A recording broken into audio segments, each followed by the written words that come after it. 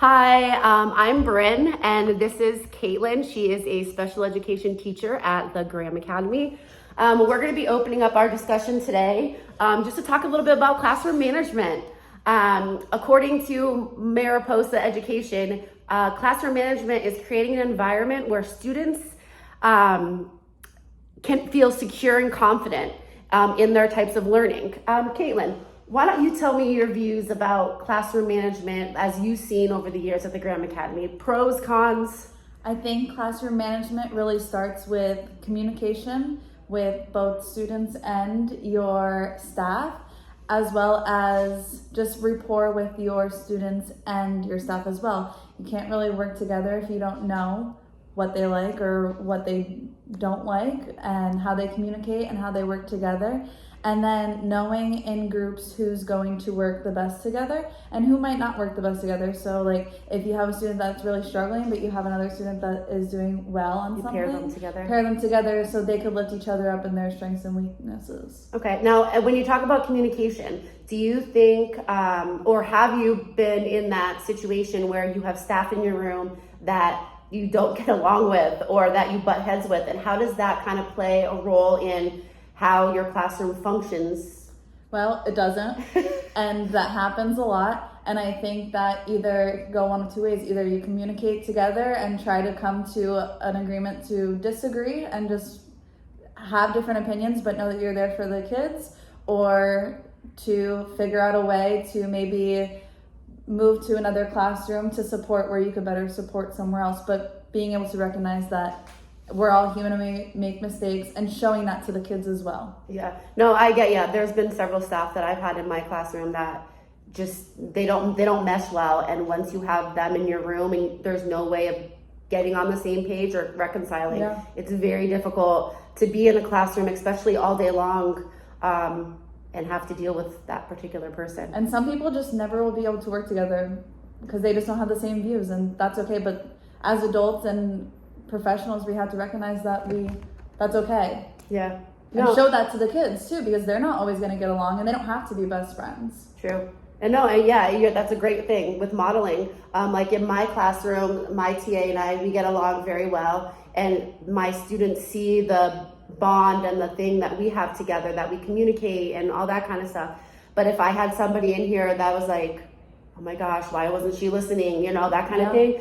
I think my kids would be like frustrated in seeing the way I felt. Like, and then it's almost like they don't know who to go to either, because they're kids. So if I talk to Miss Bryn, is the TA going to be mad at me because she doesn't like what Miss Bryn does, or like vice versa? So like now, and they might experience things like that at home between like their parents or their guardians. So like just creating that environment here, the classroom's not going to run well either. Correct. So when you have classroom management and your room is running smoothly, there's different things that I have been researching from the University of Connecticut, different things in the room that touch on having a better management in the classroom. Materials. If you do not have materials in your class,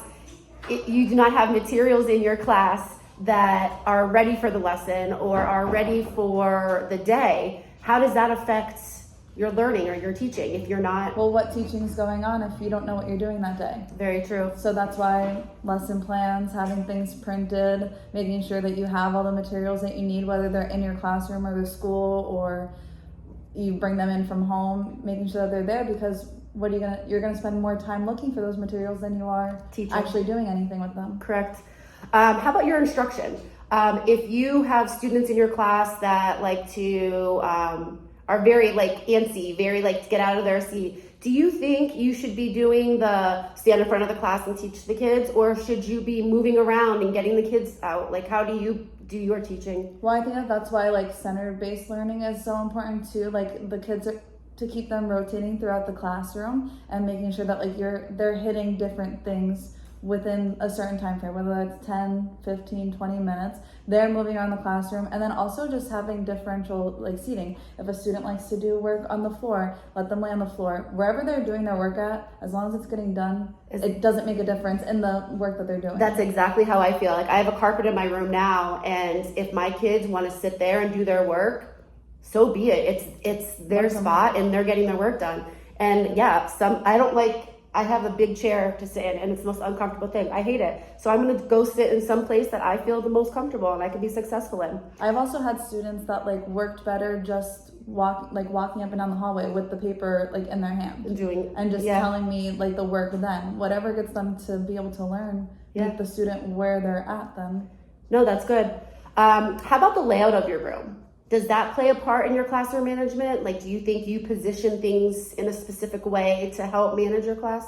I think that if you know your students and you're gonna seat your students next to each other and you know they don't get along, then you're not gonna have a positive environment either. So just knowing your students and where to place them, but also knowing that the classroom can change day to day or week by week.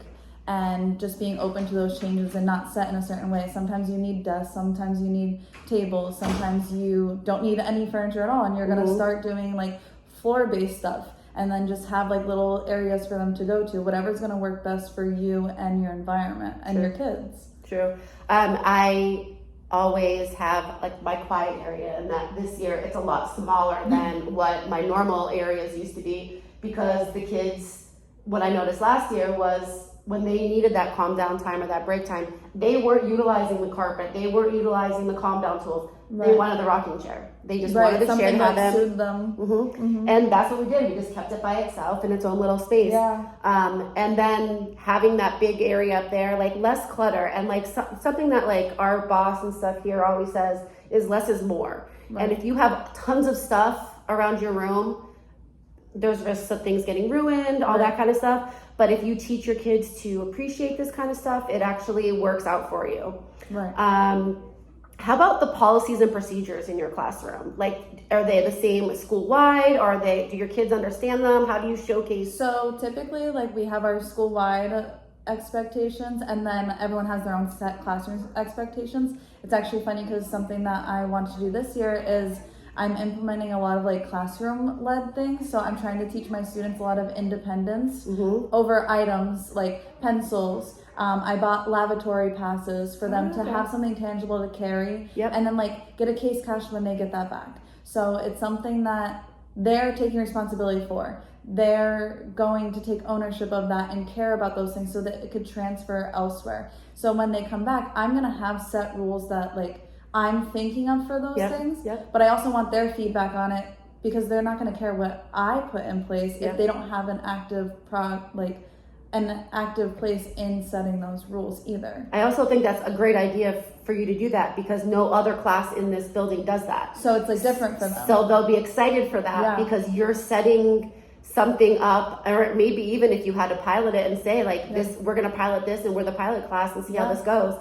And then maybe that can like trickle down to everybody else. Yeah. Any last things that you'd like to say about like management, classroom management that just really understanding your students and their families and their backgrounds and always be willing to learn yourself too. And like, what can I do next year to be better? Like I have so many ideas this year and I don't think that I did bad last year, but there's always more that you can keep doing. Always room for improvement. Yep. And then the great part about this school is that we're such a small school, but we have like a group of teachers that help each other feed off of ideas. So like you could be telling me about your thing and then next year I can feed off of ideas that you do. Yeah. So thank you so much for your time. I'm excited for the next school year.